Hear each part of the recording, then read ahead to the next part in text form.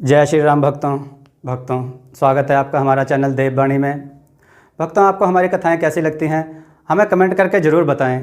भक्तों, हमारी कथाओं को लाइक अधिक से अधिक करें, इन्हें शेयर करें और हमारे चैनल को अधिक से अधिक सब्सक्राइब करें।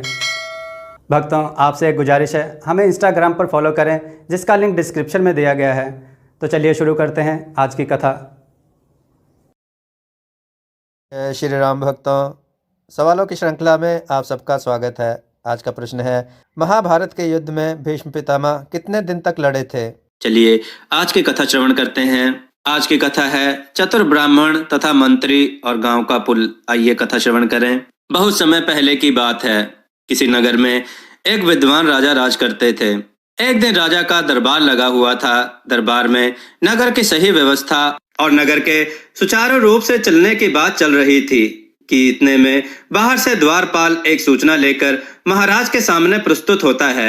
सूचना देते हुए द्वारपाल बोलता है कि महाराज, आपसे गांव के कुछ व्यक्ति मिलना चाहते हैं। यह सुनकर महाराज उन व्यक्तियों को दरबार में आने की आज्ञा दे देते हैं। दरबार में प्रस्तुत होते ही वे लोग महाराज से अपनी समस्या बताते हुए बोलते हैं कि महाराज, हमारे गांव के पास से होकर एक नदी बहती है। अक्सर अधिक बारिश की वजह से उस नदी का पानी इतना बढ़ जाता है कि पानी नगरों और घरों में घुसने लगता है। सिर्फ यही नहीं, नगरों की व्यवस्था ठीक न होने की वजह से नदी का घुसा हुआ पानी नगर से जल्दी नहीं निकल पाता और लंबे समय तक पानी के जमाव के कारण लोगों को भारी मुश्किल के साथ साथ गंदे पानी से पनपने वाली बीमारियों का सामना भी करना पड़ता है।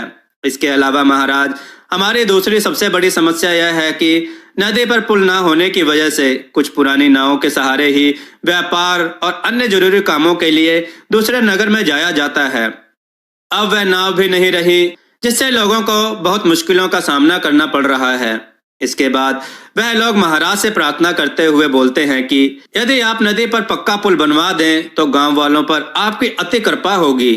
उन लोगों की बात सुनकर राजा अपना भाव व्यक्त करते हुए बोलते हैं कि आप लोग तनिक भी चिंता ना करें, जल्द से जल्द आपकी इन तमाम समस्याओं का समाधान करने के लिए काम शुरू किया जाएगा। इतना कहकर महाराज अपने मंत्रियों को आदेश देते हैं कि तुरंत नगर की व्यवस्था को ठीक किया जाए, एक मजबूत पुल बनाने की प्रक्रिया आरंभ की जाए। इधर गांव वाले राजा का आभार व्यक्त करते हुए खुशी खुशी अपने घर लौट गए। उधर जब लोगों को पता चला कि महाराज ने नदी पर पुल बनवाने की स्वीकृति प्रदान कर दी तो बहुत से कारीगर लोग पुल बनवाने का ठेका पाने की जुगत में लग गए। परंतु महाराज के एक महामंत्री व राजपुरोहित इतने लालची थे कि बस हमेशा किसी न किसी मौके की तलाश में रहते थे कि कब उनका मुनाफा हो। सिर्फ अपने हित के बारे में ही सोचते रहते थे। यह बात राजा के मंत्रिमंडल में रहने वाले एक ब्राह्मण को भी मालूम थी। वह बहुत ही बुद्धिमान और चतुर था। वह उन लोगों को अच्छे से जानता था कि ये लोग जरूर कुछ ना कुछ घोटाला करेंगे। ब्राह्मण के मन में उन लोगों के प्रति काम को ठीक ढंग से न करवाने को लेकर बार बार कुछ सवाल उठ रहे थे। यह सवाल थे कि यह लोग महाराज द्वारा दिए गए धन का उचित उपयोग करेंगे या नहीं। इतनी सारी धनराशि से यह लोग उचित ढंग से नगर की व्यवस्था और पुल का उचित निर्माण करवाएंगे या नहीं। इन सवालों का जवाब जानने के लिए ब्राह्मण उन लोगों के एक जासूस की तरह जासूसी करने लगा। पुल के निर्माण के लिए जब दूर दूर से कारीगर आने लगे तो उनके रहने की उचित व्यवस्था की गई। अगले दिन जब निर्माण कार्य शुरू हुआ तब महाराज के एक मंत्री व राजपुरोहित हर किसी के काम में कमी निकाल कर उन्हें वापस भेज देते थे। ब्राह्मण ने जब पता लगाया तो पता चला कि ये कारीगर अपने बेहतरीन काम के लिए जाने जाते हैं। फिर ब्राह्मण को यह जानकर बड़ा ताज्जुब हुआ कि यह लोग आखिर इतने हुनरमंद कारीगरों को जानबूझकर छोटा सा नुक्स निकालकर क्यों वापस भेज दे रहे हैं। आखिर इसके पीछे इनकी क्या मंशा हो सकती है। तीसरे दिन जब मंत्री महोदय ने यह ठेका अपने भतीजे को दिलवाया और पुल बनवाने का काम शुरू हो गया, यह देख ब्राह्मण समझ गया कि जरूर दाल में कुछ काला है। उधर राजा अपने मंत्री से पुल बनने के कार्य के बारे में पूछते रहते थे। अंत में एक दिन मंत्री के भतीजे ने राजा को दरबार में आकर सूचना दी कि महाराज, पुल बनकर तैयार हो गया है।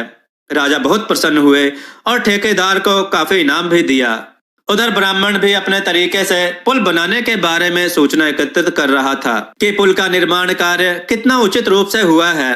जांच करने पर पता चला कि पुल बिल्कुल भी मजबूत नहीं बना है। यह पुल 20 दिन से अधिक नहीं टिक पाएगा। क्योंकि इसमें घटिया किस्म का सामान का उपयोग किया गया है। ब्राह्मण समझ गए कि ये लोग आधे से अधिक धन को हड़प चुके हैं। ब्राह्मण अपना दिमाग चलाते हुए जल्दी से एक लकड़ी का खिलौना लिए दरबार में प्रस्तुत हो गए। उधर मंत्री के भतीजे की बात सुनकर जब महाराज खुश होकर इनाम के अतिरिक्त मंत्री के भतीजे को अपने गले का हार उतारकर देना चाह रहे थे, तो उनकी दृष्टि ब्राह्मण पर पड़ी, जो अपने कुर्ते की जेब से कोई चीज बाहर निकालता और कभी अंदर रख लेता। यह देख राजा ने ब्राह्मण से पूछा, तुम बार बार अपनी जेब से क्या निकाल रहे हो? जरा हम भी तो देखें कि वह क्या वस्तु है जिसे तुम कभी निकालते हो और कभी जेब में रख लेते हो। राजा की यह बात सुनकर ब्राह्मण ने वह वस्तु अपनी जेब से निकालकर राजा को दिखाई और बोला, महाराज, नदी पर बना हुआ पुल इस लकड़ी के खिलौने जैसा ही है, जो 2-4 दिन में टूटकर गिर जाएगा। राजा ब्राह्मण से पूछते हैं कि यह तुम किस आधार पर कह सकते हो? क्या सबूत है तुम्हारे पास? ब्राह्मण राजा को उसी पुल के पास चलने का निवेदन करता है। राजा सहित सब दरबारी पुल के पास जमा हो जाते हैं। ब्राह्मण 50 लोगों को उस पुल पर जाने के लिए कहता है। जैसे ही 30 लोग पुल पर जाते हैं, पुल से बहुत तेज टूटने की आवाज आती है। इतने में जैसे ही पुल जोर से हिलने लगता है, सब लोग जल्दी से नीचे उतर जाते हैं। महाराज को ब्राह्मण की बातों पर यकीन हो जाता है। इस प्रकार ब्राह्मण साबित कर देता है कि पुल का निर्माण ठीक नहीं हुआ। राजा यह सब देखकर बहुत क्रोधित हो गए तथा मंत्री के भतीजे को कारागार में डाल दिया, जिसको यह निर्माण कार्य सौंपा गया था। उन मंत्रियों पर भी भारी जुर्माना डाला गया और नदी पर पुल बनवाने की जिम्मेदारी अब ब्राह्मण को सौंप दी गई। ब्राह्मण ने राजा के द्वारा दी गई राशि का उपयोग करते हुए दूर से अच्छे कारीगरों को बुलवाकर पुल का निर्माण कार्य फिर से शुरू करवाया। देखते ही देखते पुल बनकर तैयार हो जाता है। यह देखने के लिए राजा स्वयं वहां आते हैं। ब्राह्मण की तारीफ करते हुए उसको कई सोने के सिक्के भेंट करते हैं।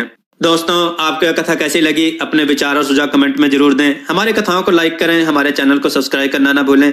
हमारी कथाओं को शेयर जरूर करें, जिससे लोगों को अच्छा ज्ञान प्राप्त हो। जय श्री राम भक्तों।